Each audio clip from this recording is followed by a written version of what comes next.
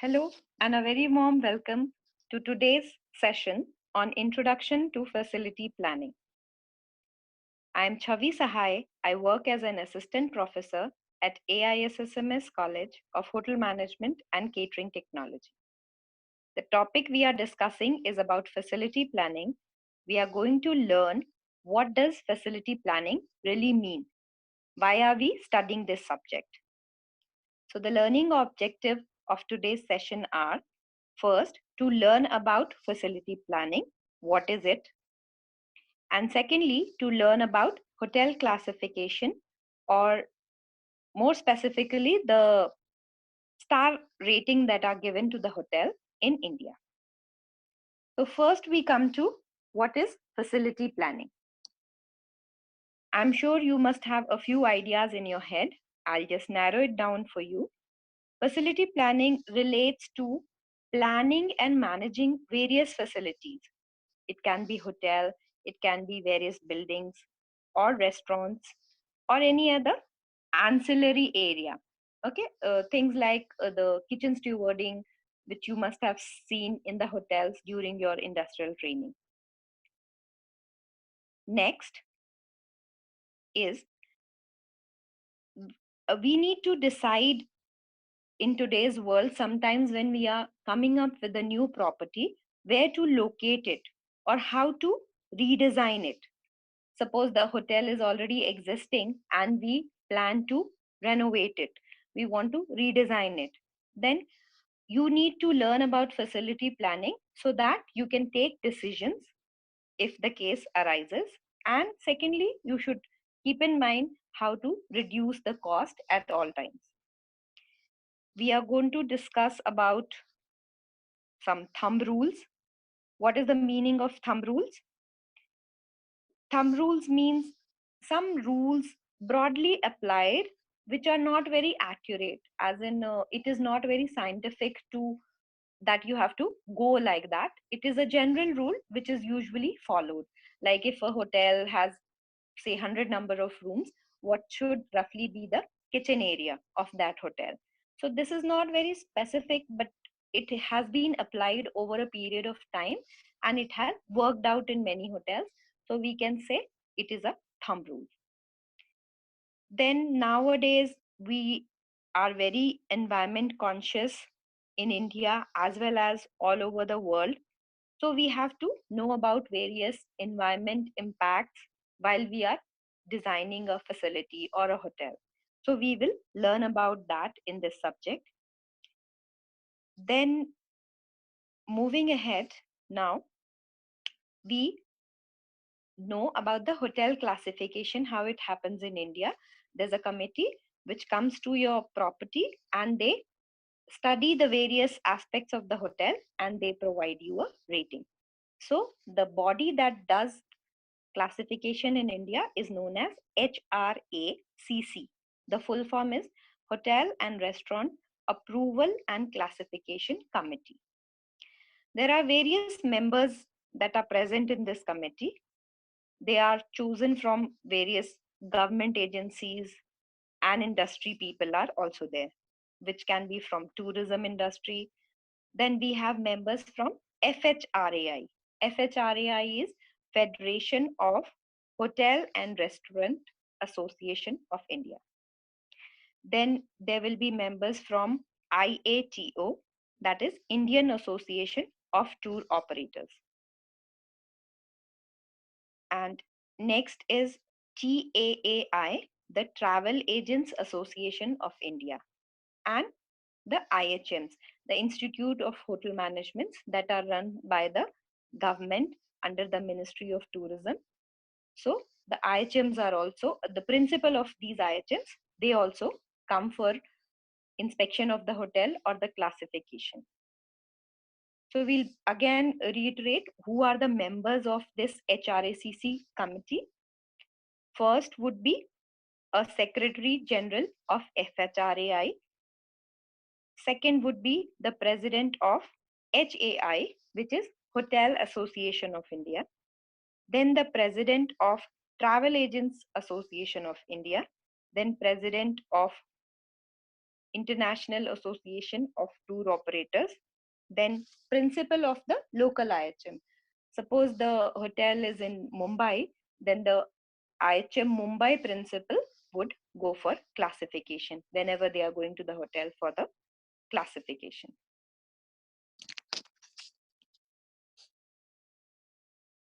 So now we come to hotel classification. On what basis are hotels classified?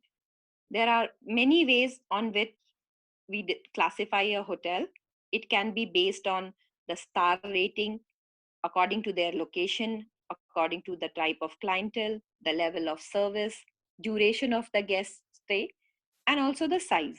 But in this lecture, we are going to discuss only about the star rating, and the other classification we are going to discuss in the subsequent lectures. So what is star rating? Star rating, as we discussed earlier, the members of HRACC, which is the Hotel and Restaurant Approval and Classification Committee, they inspect and they assess, as in they assess or give you marks on the various facilities and the services that the hotel offers. There are some differences between 1 star and 2 star, as in there is some limitation or boundary between each star rating. And to achieve best, also to say 5 star rating, you have to have a list of very many things in the hotel, and accordingly you have to have the service of that quality. So we will discuss one by one what comprises in 1 star hotel and 2 star hotel and so on. So first we come to the 1 star hotel. It is very basic. All rooms should have shower and a bathtub. There should be daily room cleaning happening, means there should be some housekeeping staff which is always there to clean the rooms. There should be a color television with remote. So I'm telling you all these things so you can understand what are the basis on which the HRACC provides you classification. So if it's a 1 star rating and you are advertising, you have to have these things. These are very basic, but if it's a 1 star hotel, you need to have that. There should be a soap or body wash provided in the bathrooms. There should be some reception service. There should be a fax available. There should be a telephone service available to the guest. Though now with cell phones being there, it is kind of obsolete. There should be some beverage that can be offered to the guest, definitely against a payment, but should be there. And there should be a facility wherein they can access the safe deposit possibly. Now we will see what are the various amenities required for a hotel to classify as a 2 star hotel. Again, very basic things are there. First, there should be a reading light next to the bed. There should be a bath, a sense, or a shower gel provided in the bathroom. There should be towels provided. Remember, in the 1 star hotel, there were no mention of towels. There should be some kind of linen service. There should be some sanitary products in the bathroom. And you should be allowed to settle your bill with a credit card. And there should be a breakfast buffet available to the guests. Moving on, we go to a 3 star hotel. What are the various services that should be there in a 3 star hotel? So in a 3 star hotel, there should be internet access in the room. There should be a reception area which is at least functioning 14 hours a day. There should be a telephone service which is available 24/7. There should be a luggage service, means there should be a bell desk or a bellboy who can carry your luggage up to the room and bring it down as well. There should be a telephone in all the rooms. There should be dressing mirror and a luggage rack. There should be basic things like sewing kit, shoe polish, etc. provided to the guest. In the hotel, whether the guest uses it or not, there should be a laundry and an ironing service available. Additional pillow and blanket should be available on demand. And there should be a complaint management system wherein technically you should be able to handle any complaint if it arises. Next, we go to 4-star hotel. what are the various amenities that should be present in a hotel to be classified as a 4-star hotel. The reception should be working at least 18 hours. The phone facility should be available 24/7. The lobby should have seating arrangement and beverage service. There should be a breakfast buffet and breakfast menu card, maybe through in-room dining or room service. There should be a mini bar available in the room, and 24 hours the beverage should be available via in-room dining or room service. In the room, specifically talking about the furniture, there should be a couch with side tables. There should be a bathrobe provided and slippers on demand. And there should be a few cosmetic products, which is a cream and a body lotion, etc., in the bathrooms. Now we come to 5-star hotel. You all have, I'm sure, seen a 5-star hotel. You've done your training, so you know what is the various things that should be there in a 5-star hotel. And we will now discuss what are the various amenities which should be present in a hotel for sure for it to classify as a 5-star hotel. Reception should be working 24 hours a day. There should be a multilingual staff at the reception, which means if a guest is speaking in Hindi, the staff should be able to answer as well as English. And if we consider Maharashtra, they should be able to converse in Marathi. That would be preferred in the staff. And sometimes if the guest is not able to converse in either English or any other regional language, sometimes the hotels, 5-star hotels, they have an interpreter service available, wherein the guest, if only he or she can speak in Chinese or Russian, they will have an interpreter who will come and converse with the guest. Next, there should be a spacious reception hall with several seating arrangements and beverage service. There should be personalized greeting for each guest, which is usually kept in the room. There should be fresh flowers, a welcome drink given to the guest. There should be mini bar in all the rooms. Food and beverage should be available 24 hours a day. That is usually through in-room dining, and coffee shops are also working 24 hours a day.